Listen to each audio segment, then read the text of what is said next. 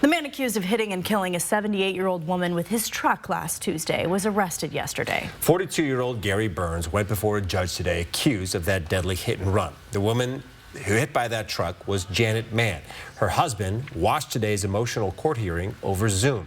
Our Jordan Smith was in court today and has new details on this hit and run and how police tracked Burns down, Jordan. Yeah, well, police were able to use surveillance footage from traffic cameras to find the license plate on the Chevy Silverado that belonged to this man.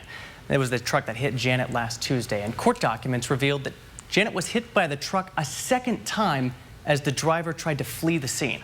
That deadly hit and run happened here at the intersection of Brown Street and Main Avenue. Court documents showed that Janet was struck by a gray, full-sized Chevy Silverado.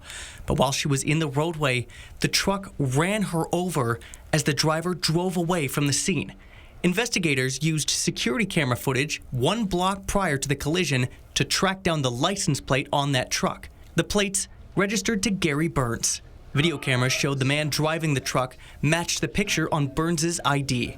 Police described Burns's truck as unique because it had been debadged, meaning all of the markings on his truck had been removed. Police were granted a search warrant, and when they searched Burns's garage, they found the debadged Chevy Silverado. Burns admitted to the police he was the driver involved in that hit and run. He said he left the scene out of fear. Do you understand why you're in custody this afternoon? In court today, Burns was visibly emotional. You can see him wiping his eyes and putting his head down.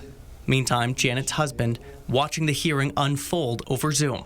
The state does note that this is a hit and run homicide, so the state is extremely concerned regarding Mr. Burns if he were to be released without bond today. The prosecution argued Burns should not be released from custody and recommended a $100,000 bond. Burns did not fight that recommendation. Mr. Olson, your argument, please.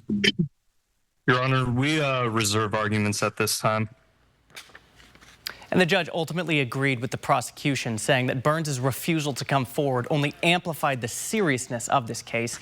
And unless Burns makes bail, he'll remain in custody at the Spokane County Jail. His next court appearance is July 2nd at 9 a.m. In studio, Jordan Smith, 4 News Now. Thank you, Jordan.